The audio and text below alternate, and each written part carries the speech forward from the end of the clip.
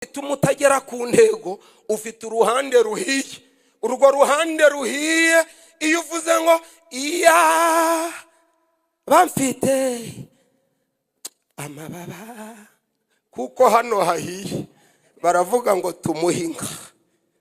Ibi ubundi iyo umugabo ashaka kugukoraho aguha iminota 10 ngo teka imvungure, abashaka kugira ngo zipfube, maze ibi nzabibaganiza dufite umwanya nko mu cyumba. Ariko ndashaka ko aya mavuta yo mu iki cyumweru agera ku ruhande rwawe rwasigaye. Arugero Dawidi bamusutseho amavuta, ni hehe wase mama Joshua ni bayamusukeho ni Nayoti, ariko ni Rama se ni hehe, ariko bamaze kumusukaho amavuta agira uruhande rwasigaye atagezeho. Urwo rugingo ntabwo nduvuga, urabona muri abantu ababyeyi. Agira uruhande amavuta atagezeho, nirwo rwamubujije kugera ku ntego. Hanyuma mu mugoroba yibambuye mukawuriya. Ndabatangariza ko Kacyiru nimudasengera izo mpande zasigaye zizapfubya n'ibikorwa mukora. Ubwo rero mukawuriya igihe arimo akubura, Dawidi atitse aramurebura, barararana, yica na Uriya. Imana iramubwira iti ntukigeze ku ntego zamuka kuko ufite uruhande rutagezeho amavu. Hanyuma Dawidi yari afite urundi ruhande ku mudamu we w'ingare mani ngo umunsi isanduku yatashe, kuko ayo mavuta bashize kuri David ntabwo yageze ku mugore we. Umugore we yakomeze kumera nk'ishoka, nk'agahanga k'ifuni imena urukukuri. We yararubiye ngo igihe isanduku yatashe iteraniro ryose ngo Yehova n'abantu bo bwijwi bose ngo bararangurura ngo nimishimire Uwiteka ngo isanduku itugarutsemo. Biro mwicaranye ngo ayo mavuta ntiyagera ku uwo mugore. Ngo Dawidi aje hejuru agarutse umwiterura. Umugore ati vayo nkubwira, umenya uri we, amashuri wize urayazi? Dawidi ati ndayazi, ariko nta mashuri aruta isanduku y'Imana. Hari amashuri aruta isanduku y'Imana ngo ukerekana amatako se ngo mwaba abantu muba mutangana waje umenya ko. Ngo rero uwo mwicaranye ngo yari yarashatse urushako rudafatwaho n'amavuta. Urwo rushako rutuma utuzura umwuka wera. Urwo rushako rutuma utuzura umwuka wera. Ushaka usenga 7 ariko uratahira kwa kuwo muziranenge. Uhagarara hano uti haleluya bati amen. Waregu kumuhira urenga ibi ugadiyi uti no alafe alavuga ati wa mugore w'Imana yimitse yavanye so ku ngoma. Umugore turanyibukije ututse na data atuzapfa. Dawidi ati nkuwasizwa amavuta uzapfa udahetse. Umugore abingumba kandi isanduku yatashe. Kuki isanduku yatashe umuntu akaba ingumba kandi isanduku itaraza atari yagumbaje? Arazira uruhande rwasigaye rutagize ute rudahe. Irembo ryera TV, Irembo ryera TV.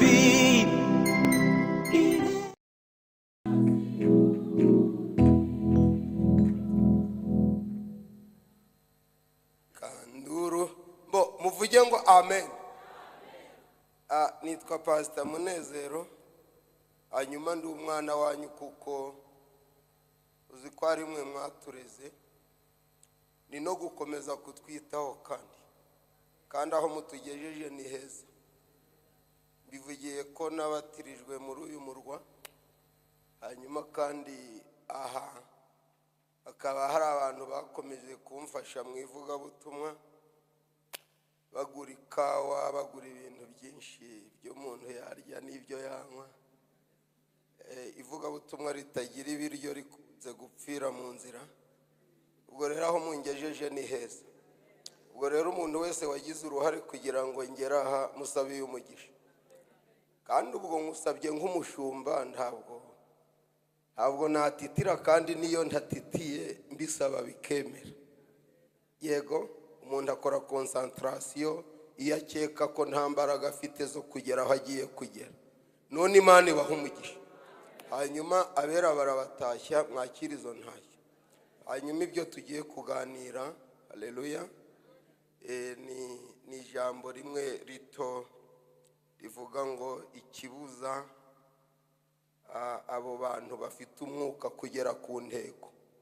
Kuki abantu bafite umwuka n'abandi bavuga mu ndimi n'abandi bahanura n'abandi ariko ntibagere ku ntego za mwuka? Rero bwira uwo mwicaranye ngo hari intego za mwuka. Intego za mwuka zibaho, ntabwo, haleluya. Hanyuma rero mabure, ntabwo intego za mwuka arizo ntego zawe. Wowe ushobora kugira intego zo kugura wenda imodoka, ntabwo nzi amazina yazo, mbona nzigendamo, ariko wakakubwira ati nguhaye n'ibyo utansabye. Wowe wasabye nk'umugesera, nje nguhaye nk'Imana, akaguha ibiri hejuru y'ibyo usaba, ibasha gukora ibiruta ibyo. Ibi intego za mwuka rero ni ukujya hejuru y'ibikuri hejuru, ugafata ikirere hejuru. Ariko haleluya, kandi ni mu bishobora muvuge ngo amen. Iravuga ngo dore ibimenyetso noneho bizagendana n'abo bantu, bazafata inzoka. Urumva izo ni intego za mwuka. Hanyuma nibarya ikintu cyica ntacyo, umvisha intego. Kandi bazanyura mu mazi ntagire ute. Hanyuma nibaca mu muriro, hanyuma bazaba umutwe. Intego za mwuka nuko uba umutwe, ntube icyo ntavuze, haracyari mu gitondo. Hanyuma bazagwiza imbaraga kandi bazakomera ku ntego. Kandi dushobora kugera ku ntego utagira imigisha y'umwuka. Ariko haleluya, niyo mpamvu yaririmbye ngo imigisha yo mu gakiza. Mwanyemerera noneho tugasoma ijambo ry'Imana, umuhanuzi Hosea 7:8. Iryo niryo jambo twenda gusoma, ibice 7 umurongo w'8. Hanyuma rero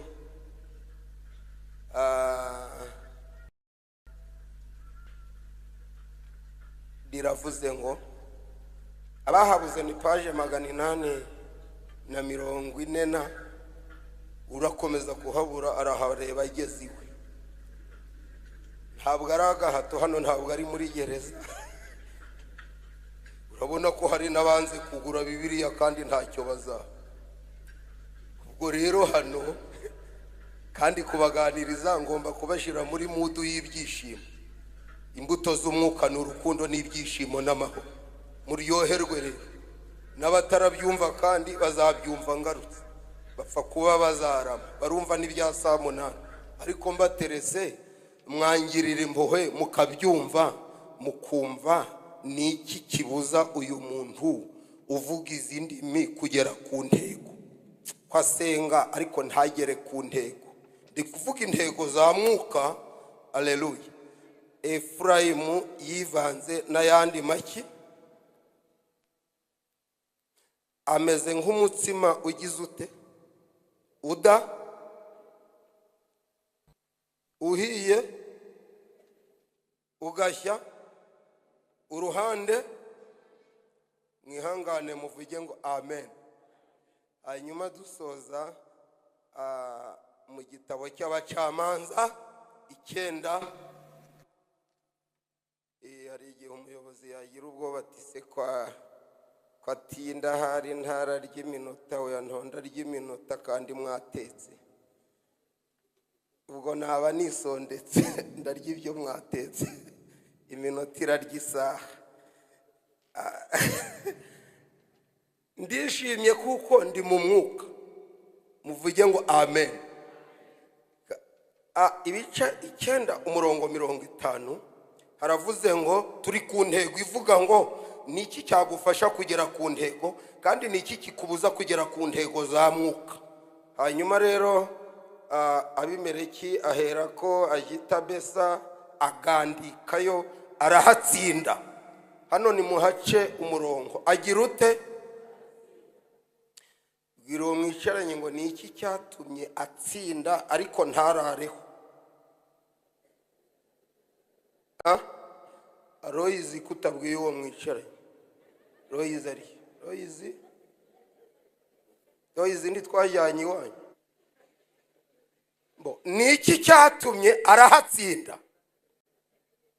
Ndi kuvuga iki kintu gitumye umuntu watsinze ariko atagera ku ntego, adaserebura intsinzi. Yego, kuki atsinze ariko celebration y'intsinzi ntibe?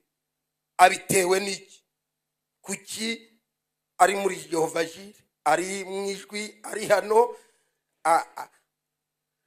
Ibintu yari yabitsinze n'iki gitumye atagera ku ntego? Aho aranditse ngo ariko muri uwo mudugudu harimo umunara ukomeye, niho abantu bose b'uwo mudugudu bahungiye, abagabo n'abagore barikingirana, burira hejuru y'uwo munara.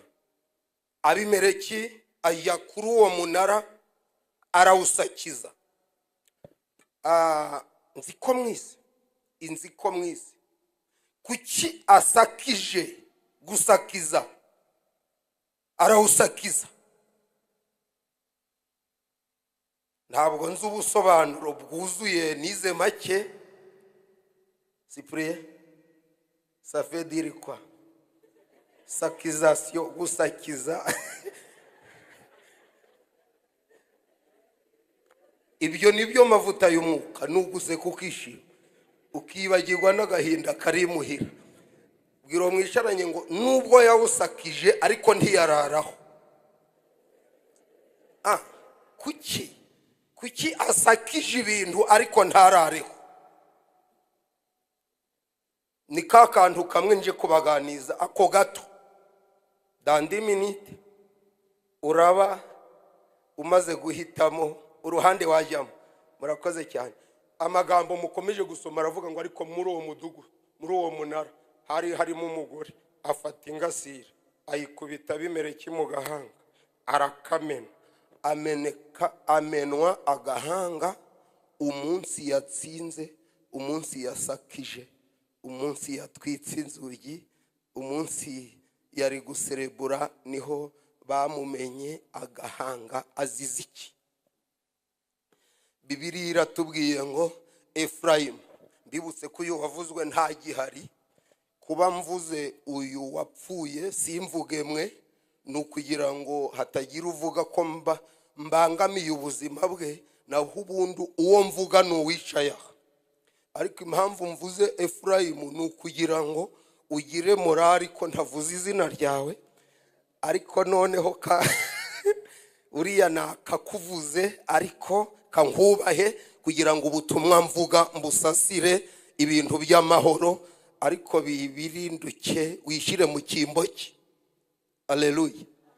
Kimwe mu bituma umuntu wuzuye wameza cyo agasenga akava kuwa mbere akagera ku cyumweru, agapasa kanyarira kabirinduka kizabonwa, akitera samatare asenga akabirinduka muri iminsi 3, Kacyiru bagapanga 21 akayirangiza adasibye na rimwe, na famiye ye akazizana, agashiraho amaturo 21,530 n'intebe zose, ariko ntagere ku nsinzi, ntagere ku ntego. Ni uruhande rwasigaye rudahiye, ahiye uruhande rumwe.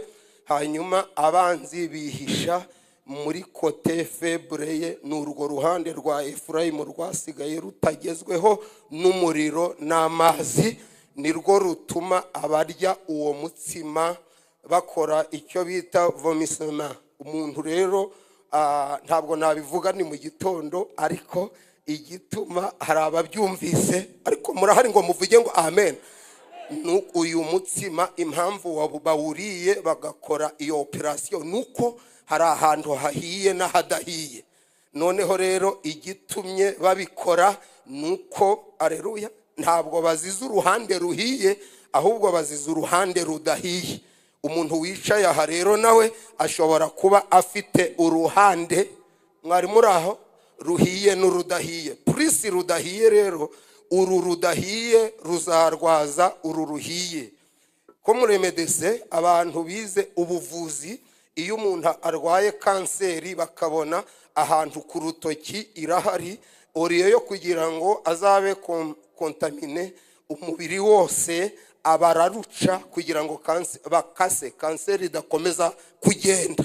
Ubu rero nawe byari byiza ko urwo rugingo batararuca warwegereza Yesu, amavuta yatwitse urwo rwahiye agatwika n'ahasigaye hadahiye. Hanyuma uko memuretse bangendana n'ibihe, kandi nkatwe tuba dutuye nka Gishwati, iyo wishe ibihe bagira ngo ntazahugira. Niyo mpamvu nayambaye kugira ngo nimyica bagire ngo ni umwuka wera. Bwira uwo mwicaranye ngo Imana amavuta agere ku ruhande rwasigaye rudahiye, amavuta agere ku ruhande rwasigaye. Yego tugiye gukora research, gucekinga turebe ko nta muntu uri hano waba afite uruhande rwasigaye. Kuki Abimeleki yapfuye kandi agapfa ku munsi yatsinze? Yaratsinze ariko hasigara umunara umwe, sekonapelabli, ubwihisho bw'abanzi, hasigara umunara. Indi minara yose arayisakiza, ariko yishwe n'iki? N'umunara yatsinze wo ukamunanira. Ukumumeze impamvu mubona abantu bavuga no mu ndimi ariko bagakora n'amahano bafite iminara batashenye. Aho niho abazimu bihisha, akaguhanurira indege nta n'igicuku tuzagira. Ubwo abo bazimu baturutse mu ruhande rutahiye, ariko aya mavuta agereyo. Ko tugiye gusenga ngo amavuta agera hatageze, mwavuga ngo amen. Hanyuma icyatumye kuki katujye mu itangiriro, twagiye katufate kwa Aburahamu. Yari afite umudamu afite uruhande rutagezweho n'amavuta rwitwa inda yarizibye. Yego, ariko izazibuka. Niki cyazanye amakimbirane mu rugo rwa Aburahamu? Nubwo yari afite amasezerano 10 bari bafite uruhande ikiganza kitarakoraho, noneho ibice 16 urwo ruhande rurwaza Sara cyane, kugeza ubwo avuze ngo nubwo yatuvuzeho. Aburahamu aramubwira ati wibuke ko marayika yaraye hano mu gitondo. Sara aramubwira ati yaharaye ariko ntiyakora. Aramubwira ati wibuke ko yatubwiye ngo tubari inyenyeri n'izuba n'ukwezi. Sara aramubwira ati nazibaza ariko hano ntihafunguka, ndashaka ko iyo yavuze igera naha. Nta bantu dufatanyije bavuga ngo amavuta agere ku ruhande rwasigaye.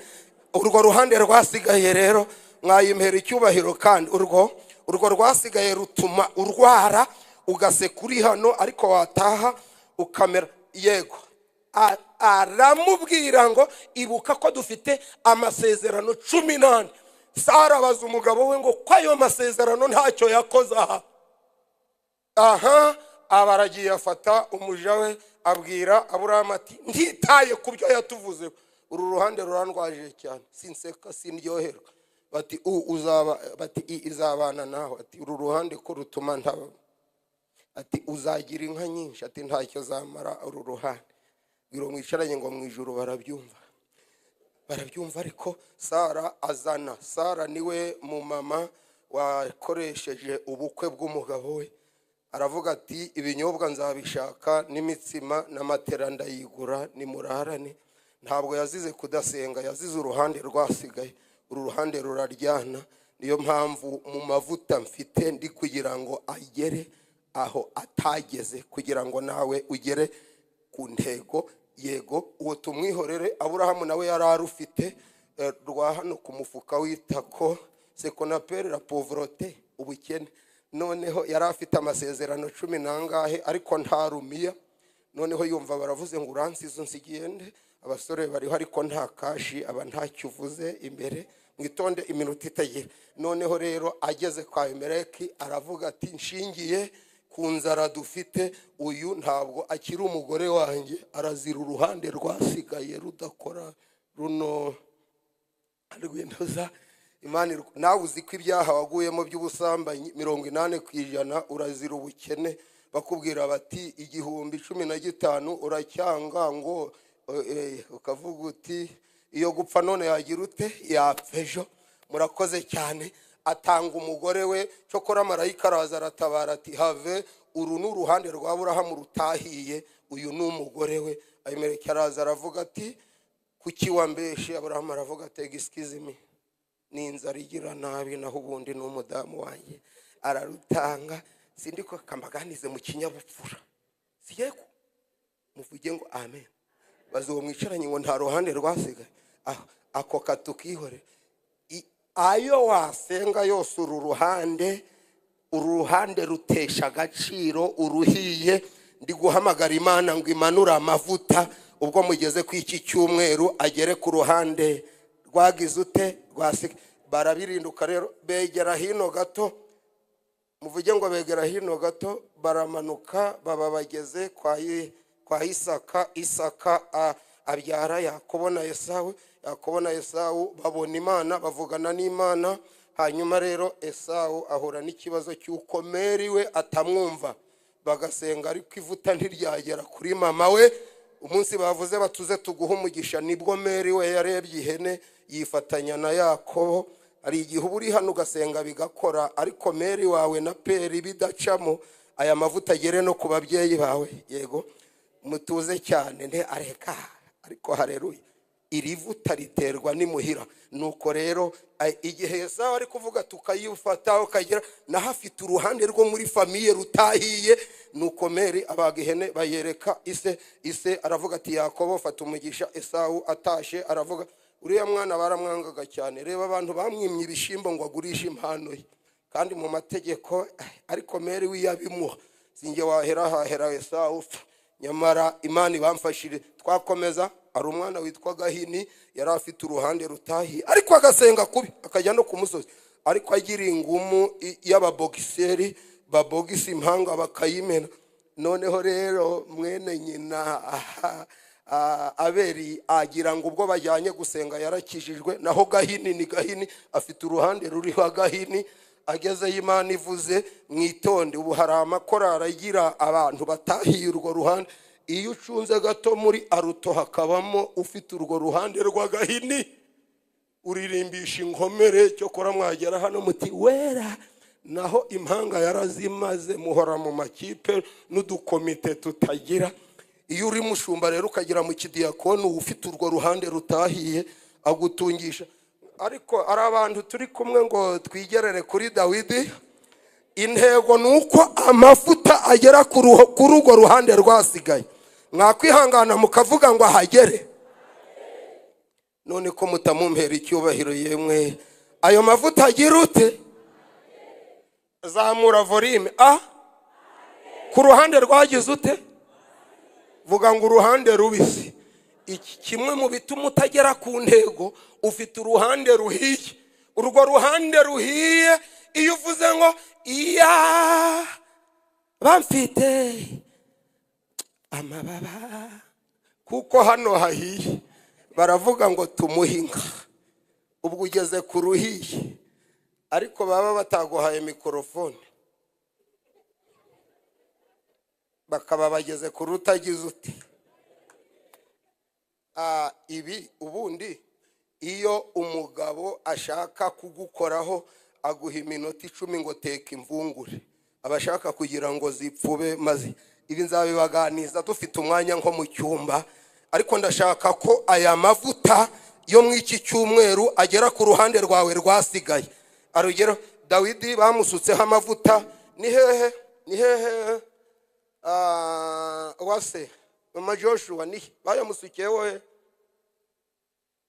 ni Nayoti, ariko ni Rama se ni hehe, ariko bamaze kumusukaho amavuta agira uruhande rwasigaye atagezeho. Urwo rugingo ntabwo nduvuga, urabona muri abantu ababyeyi.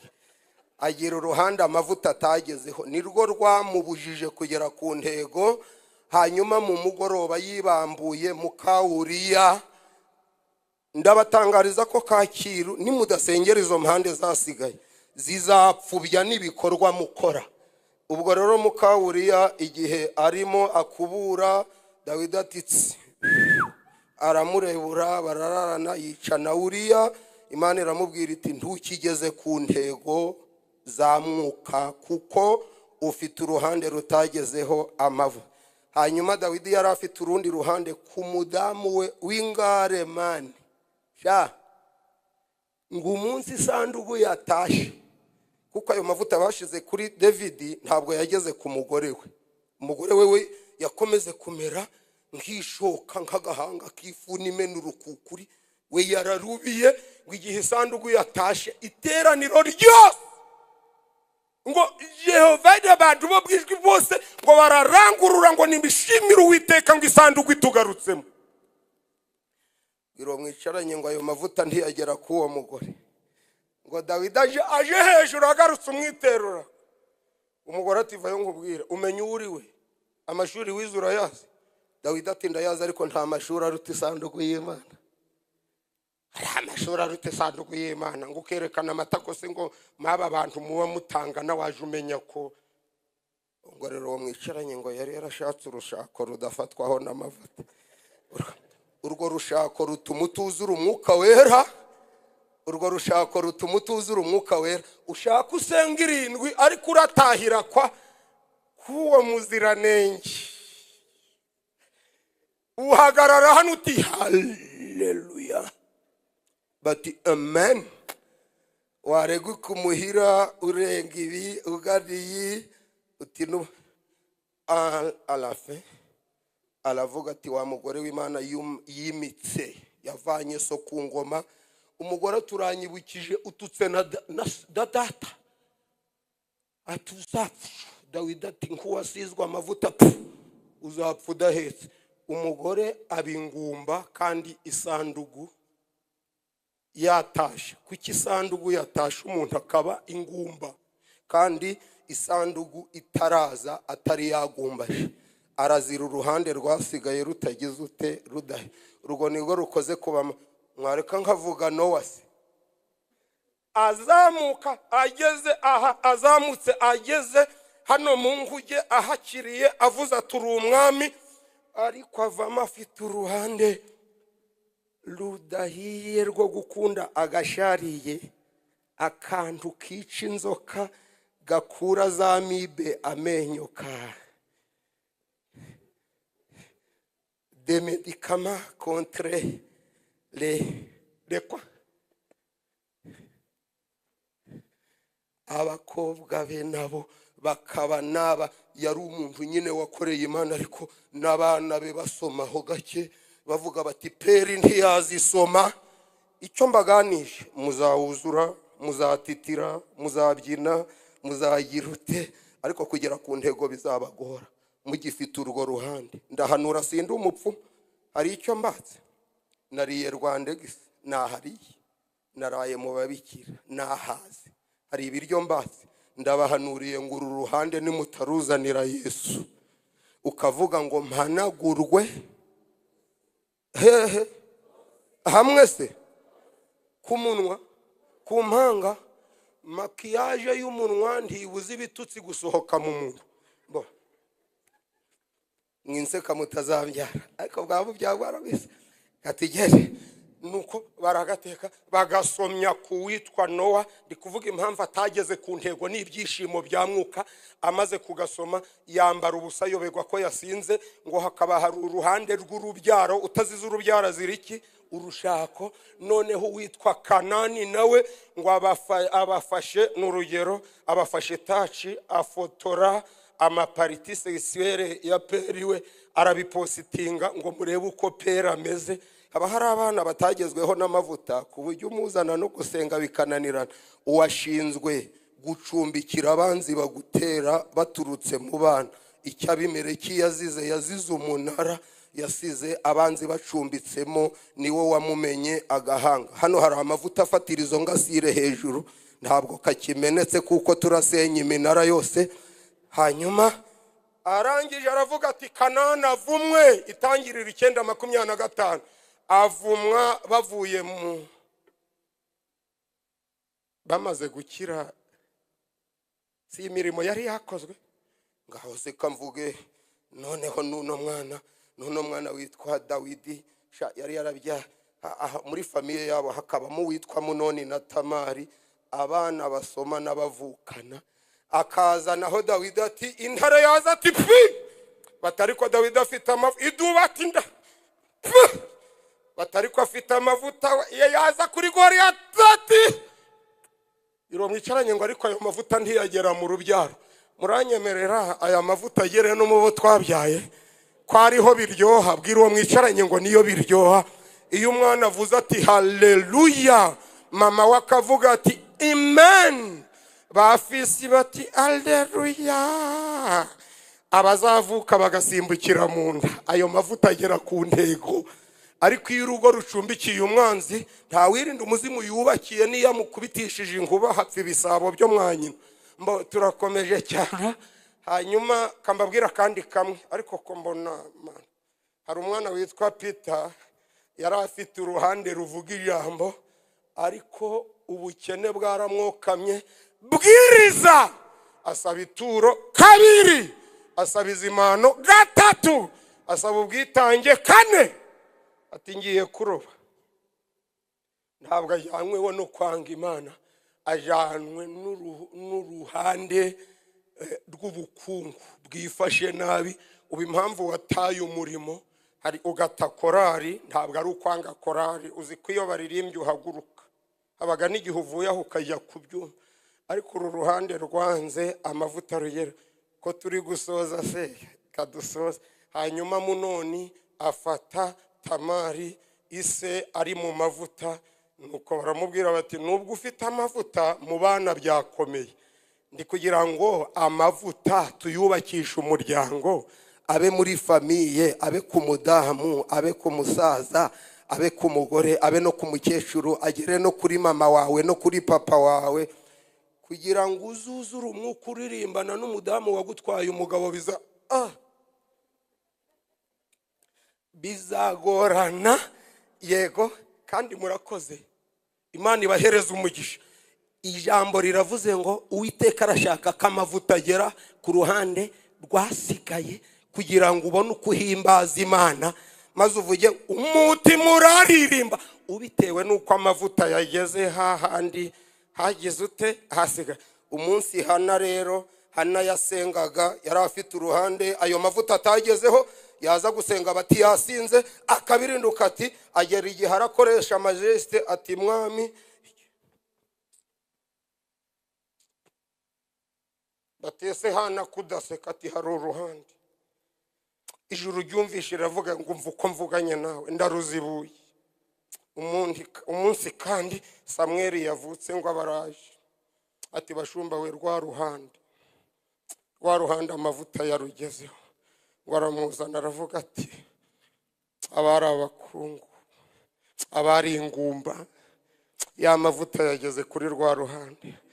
Ati kandi azakorera Imana.